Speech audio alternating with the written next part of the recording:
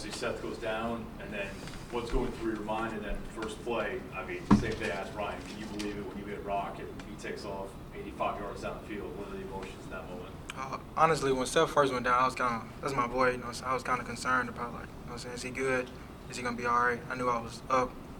And so I was just ready. So when my number was called, like they say be, and I trusted in Rock. I gave it to him, and he made it do what he did. What's that relationship like with you and Seth? I know Ryan said that Seth had the utmost confidence in you. What can you kind of break down that relationship? Seth been with me since my first day. He came in, I came in, he taught me the playbook. You know what I'm saying? We had a new coach, Coach Cransley was coming in, Coach Johns was gone, so he just had to teach me the playbook or not, and we just been growing together. Of course, Grant Cannell was in the room, and to Seth, I'm really one of the original ones he didn't own in the quarterback room, so we just grew a relationship, and we just do what we do.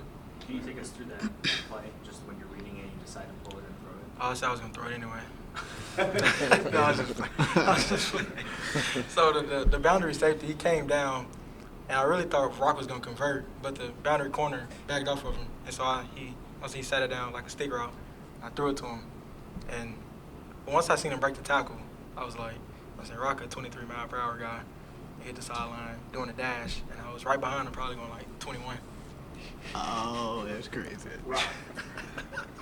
Coach Silver was saying he was thinking hand it off. What are you, that play, it's his first play, he's out there, what are you thinking? You know he couldn't make the read, but what are you thinking in my as head, Tevin trots out there? Oh, in my head for sure, I knew when Tevin was in the game, I'm going to get the ball. I knew he was going to throw that ball.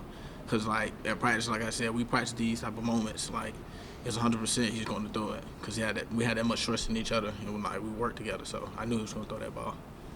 Chandler, defensively, like I asked Coach, how tough is it to play against a team like that, the speed and the pace?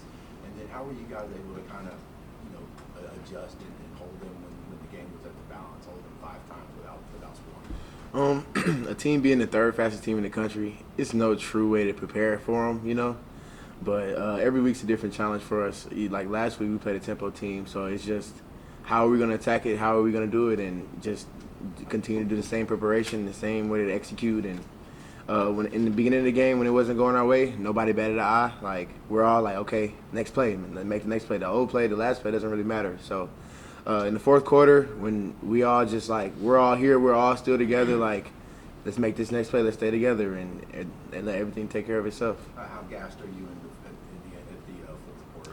Oh, yeah. When you running plays, when you going that fast, you gassed. But it's that, am I going to push through? Am I going to just, you being tired not going to last forever. That score going to last. So it's just kind of a mental thing. Does mind over matter at that point? Yeah.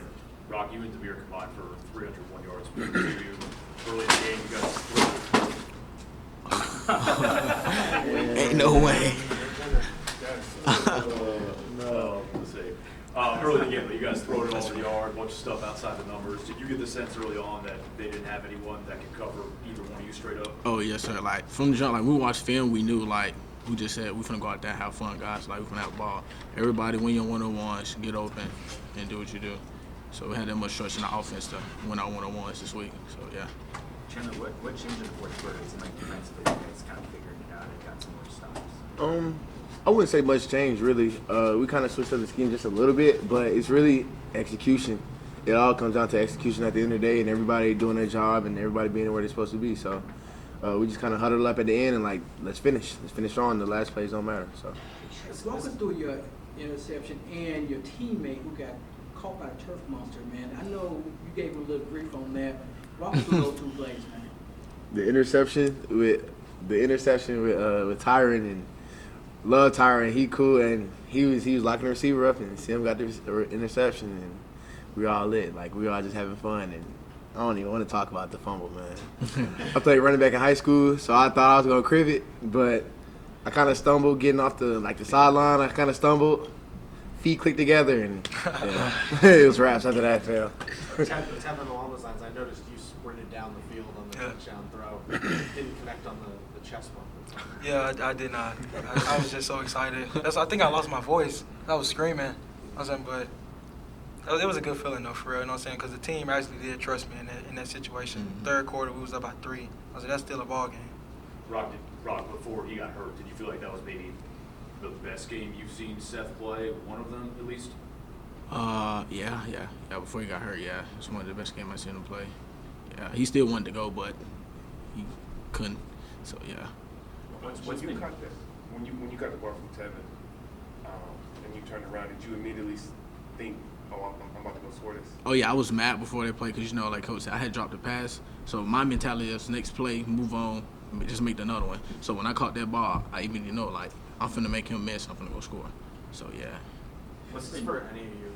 The way these last 3 wins have played out, what has it done for you guys in terms of momentum, confidence? Now that you're entering, 3 biggest games, your biggest stretch of the season here, you put yourself in position to have some big games here down the stretch. Oh, it's most definitely a confidence boost. Like the team gave the team enough courage and just going out there compete and just want to win. Like, cause last year, the situation was totally different around this time, but this year it's different. And like now we 7-2, so next game, it's next one, 24-hour rule. Celebrate this one, and move on to the next. Yeah, I think it's really a testament to just our teammates and like the locker room and how like just we stay tight and no one's really yelling at each other, no one's really batting an eye, and just continue to stay consistent and let the results take care of itself. Tevin, it's a big what if, but if Seth can't go next week, obviously you would be the guy.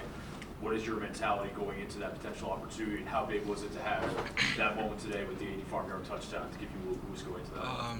That's won't too much change for me. I prepare every week like I am the starter because I know that I am a play away. Even if self-helmet come off, I got to go in the game. So it won't too much change. I'm just keep doing what I've been doing. The same thing. Hey, Rock, I know you guys control what you can control, and sometimes it's easy to overlook your next opponent, especially when they're behind you and your team 2 weeks is in front of you, and it's a big game, and it's the last game of the home team. How do you stay focused to play one game at a time for the next 3 weeks?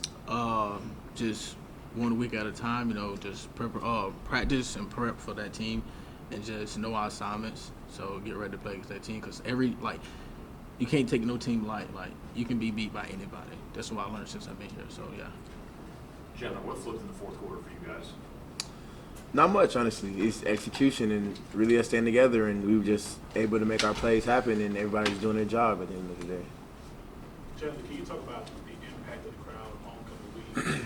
You guys going to basically a shootout. Just talk about how well they impacted you guys on the field. And man, we always love being at home. We love the crowd, and it always just kind of fires you up. Like when you hear somebody make a big play, ooh, you hear like the touchdowns and stuff. So we really feed off the energy, and sometimes you kind of see me doing this and get people turned up because the crowd really helps us. Like, you're really a 12th man in a sense.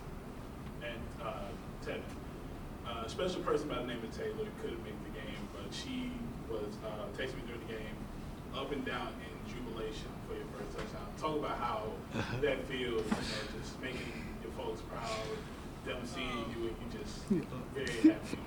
It's a great feeling, really, because I heard that most of my family was watching the game. I said they don't too much watch the game because they do see that I'm not the starting quarterback. And then people always be like, oh, are you going to leave and this and that. I said, I just wait my time, they come when they come. And they happy for me, really. I know you're talking about.